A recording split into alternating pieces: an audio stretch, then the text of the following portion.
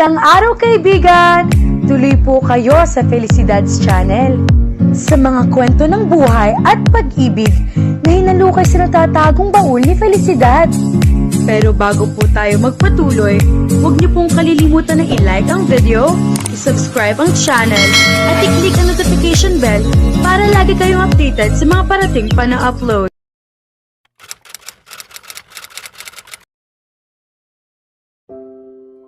Napakaganda naman ng halik na iyon, sigaw ni Aaron mula sa mga nanonood, dahilan upang lalong mamula si Natalia. Kahit siya mismo ay hindi na malayan kung kailan siya nagsimulang humalik ng ganoon katindi. Akala namin hindi na kayo titigil. Sigaw ni March na muling nagbigay ng pagkakataon sa mga manonood na humagikik at magtawanan.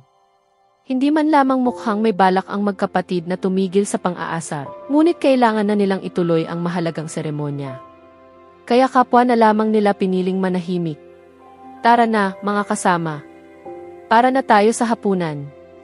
Anunsyo ni Allen at pinangunahan ang bagong kasal patungo sa kabilang bahagi ng hardin.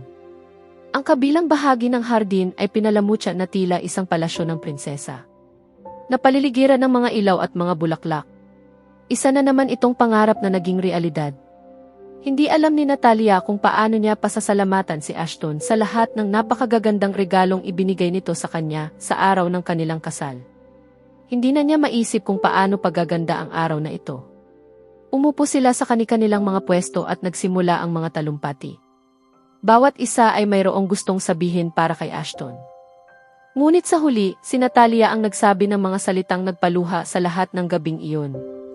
Ashton David Castro, hindi ko alam kung ano ang ginawa ko para maging karapat-dapat sa iyo at sa pagmamahal mo. Ngayon, pakiramdam ko ay napakaliit ko sa harap mo. Karapat-dapat ka sa isang babaeng higit na mabuti kaysa sa akin. At ngayong araw, napakasaya at napakalaking karangalan para sa akin na maging asawa mo. Bawat babae ay nangangarap na magkaroon ng asawang katulad mo, ngunit ang lahat ng pangarap ko ay naging realidad. Hindi ko alam kung paano kita pasasalamatan sa pagpaparamdam sa akin na ako ang pinakamasayang babae sa buong mundo. Wala akong halos anumang mayroon noon, isang buwan lamang ang nakalipas, ngunit ngayon mayroon na ako. Ikaw at ang pagmamahal mo. Isang pamilyang maaari kong tawaging akin. Binigyan mo ako ng mga magulang, mga kapatid na babae at mga kapatid na lalaki. Ngayon, pakiramdam ko ay may bahagi sa akin na sa wakas ay naging buo. Kinumpleto mo ako, Ashton. Agad siyang niyakap ni Ashton at mahigpit na isinubsob ang katawan nito sa kanyang matatag na dibdib. Nais niyang mapigilan ang oras at manatili habang buhay sa kanyang mga bisig. Ibinaba niya ang mukha sa buhok ni Natalia at marahang nilanghap ang halimuyak nito. Sa kanya si Natalia. Magpakailanman. Matapos ang hapunan at ang walang katapusang pang-aasar sa kanila, naiwan ng mag-isa ang dalawa sa mansyon. Kasama lamang ang ilang kasambahay at mga kahera, pati na rin ang isang kahon na puno ng mga proteksyon. Tumingin sina Ashton at Natalia sa kanilang silid na puno ng mga talulot ng rosas at kapwa na pabuntong hininga. Mukhang hindi na talaga matatapos ang gabing ito. Ashton. Mahina niyang bulong habang nakatingin sa kama na nababalutan ng mga rosas. Hindi ako maaaring matulog sa ibang silid. Ayokong ikwento iyon ng mga kasambahay sa pamilya ko, sabi niya na may bahagyang paghingi ng paumanhin sa mukha. Tumango si Natalia bilang pag-unawa sa sitwasyon. Ngayon, tanong niya. Ngumiti si Ashton. Magpalit ka na ng damit at ikaw na ang gumamit ng kama. Ako na ang matutulog sa sopa. Sapat naman ang laki nito, sabi niya habang hinuhubad ang kanyang Amerikana. Sigurado ka bang makatutulog ka riyan sa sopa? Tanong niya. Sapat naman ang laki ng sopa para mahigaan ni Ashton, ngunit hindi pa rin niya maiwasang mag-alala. Saan tayo pupunta?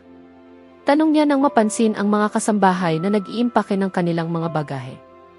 Honeymoon, kaswal niyang sabi, dahilan upang tumingin sa kanya si Natalia. Hindi siya nagpakita ng pagkabigla o pangamba. Nagtitiwala siya kay Ashton at alam niyang lalaki itong marunong tumupad sa kanyang salita. Totoo ang pangakong ginawa nito na hindi siya kailanman gagalawin at naniniwala siya roon. Matiwasay na nagtaas ng isang kilay si Natalia.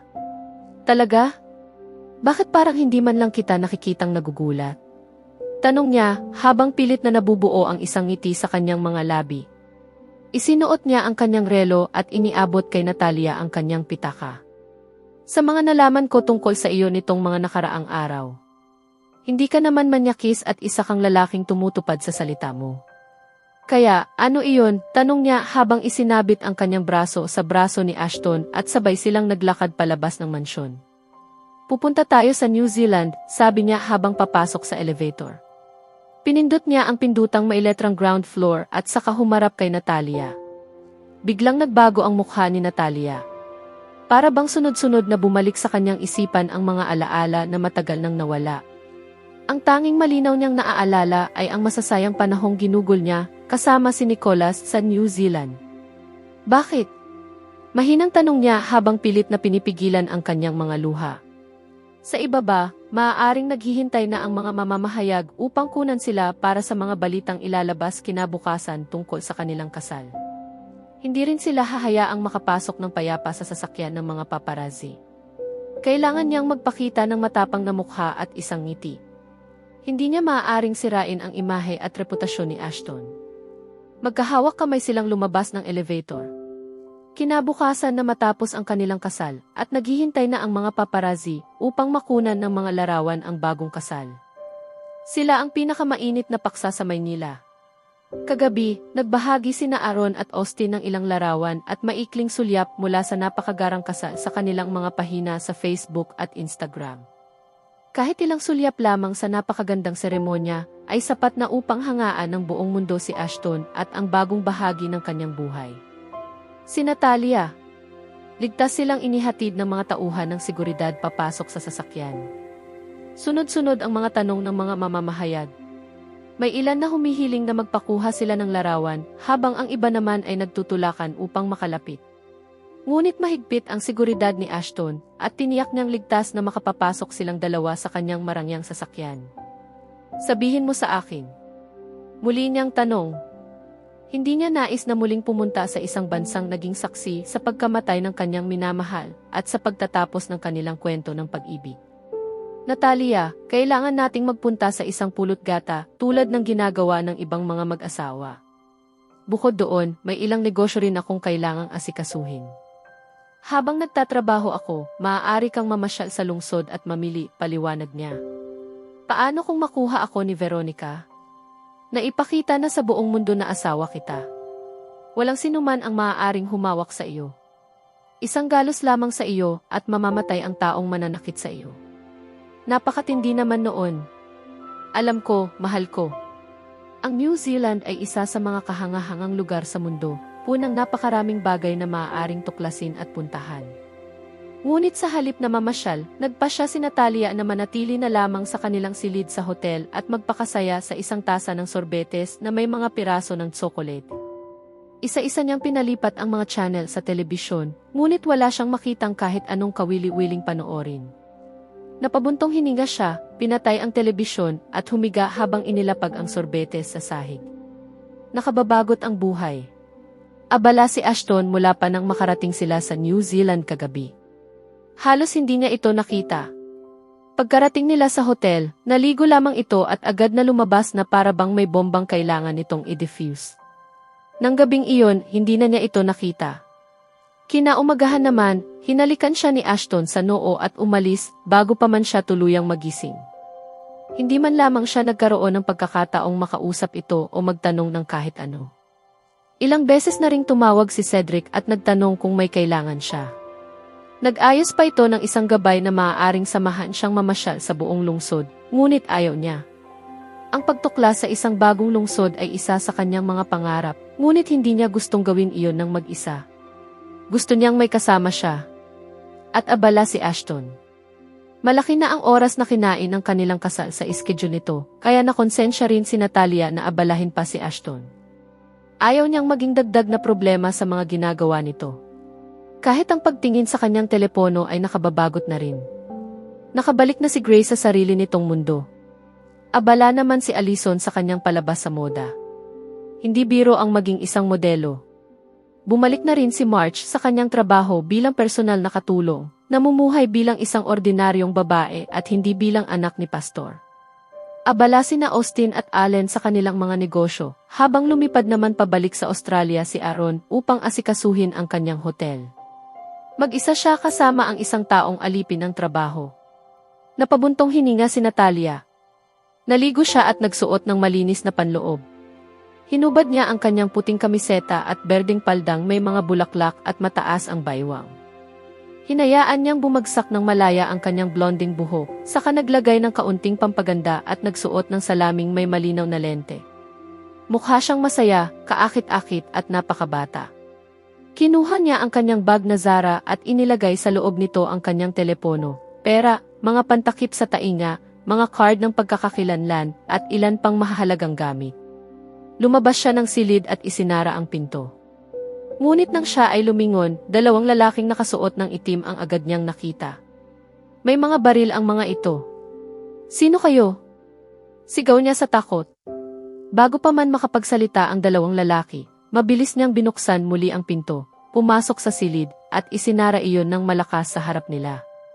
Nanginginig ang mga kamay niyang kinuha ang telepono at dali-daling tinawagan si Ashton. Namuo ang mga butil ng pawis sa kanyang noo. Muling bumalik sa kanyang isipan ang kanyang nakaraan na para bang isang pelikulang mabilis na umaandar. Unti-unting nilamon ng takot ang buong pagkatao niya.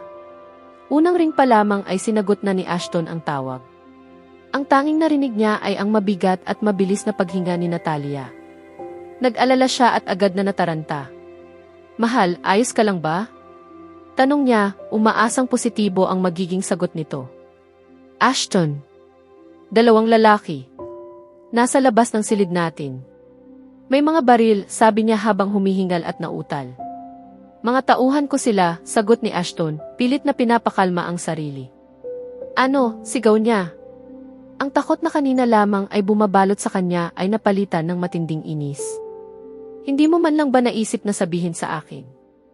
Nakalimutan ko lang, sagot niya ng bahagyang nahihiya. Sa harap ni Ashton ay nakaupo ang isang lalaki na napatingin sa kanya nang may pagtataka at aliw.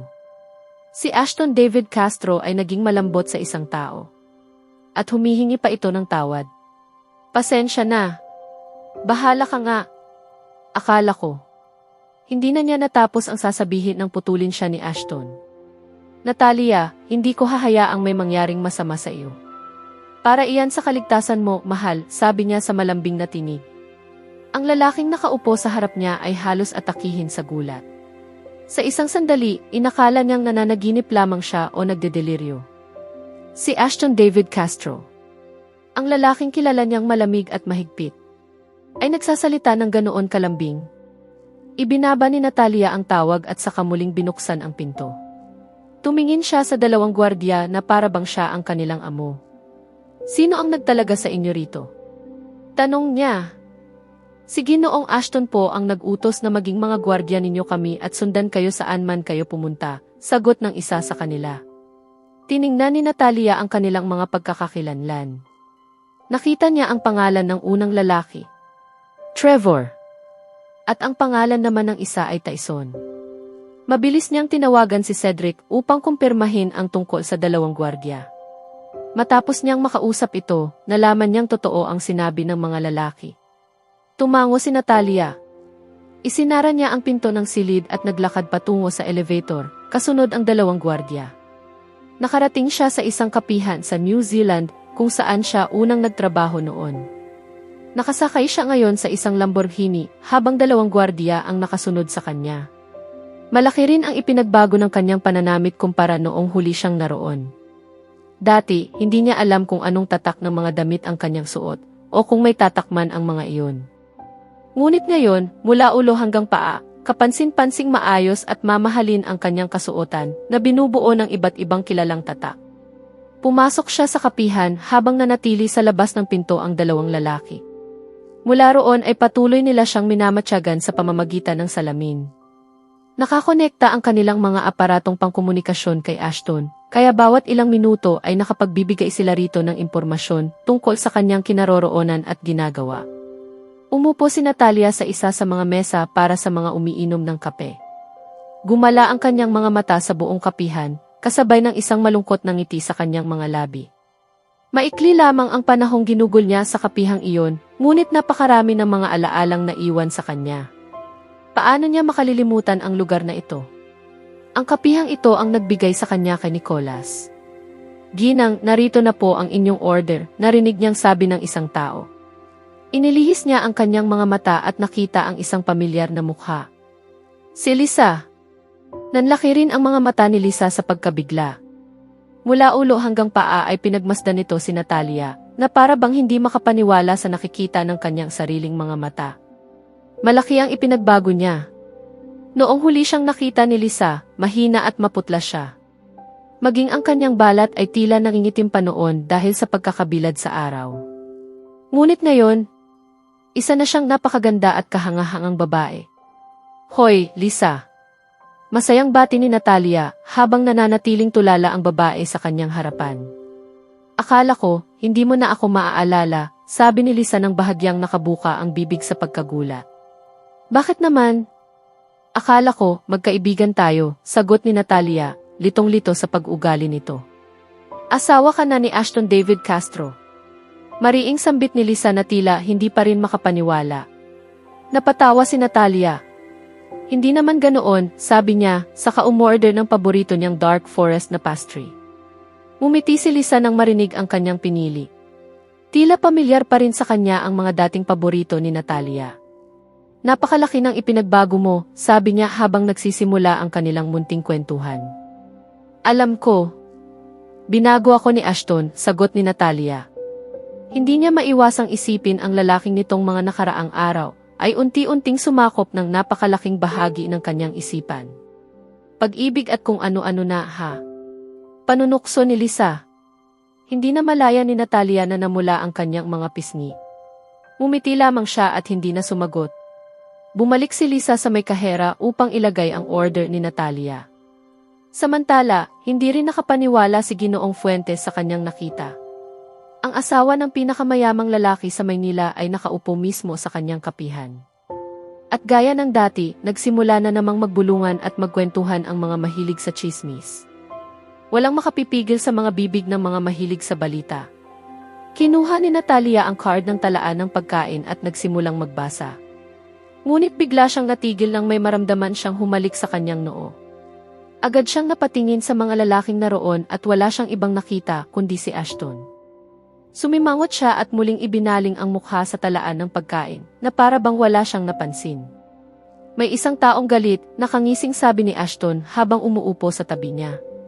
May isang taong hindi nagsabi sa akin tungkol sa mga gwardiya, malamig na tugon ni Natalia, hindi man lang siya nililingon. At ang taong iyon ay humihingi ngayon ng kapatawaran, sabi ni Ashton, sabay pagpapakita ng malungkot na mukha. Hindi napigilan ni Natalia ang mapangiti dahil sa pagiging kaibig-ibig nito. Napaka-cute mo talaga. Natatawang sabi niya habang kinukurot at hinihila ang magkabilang pisngi ni Ashton.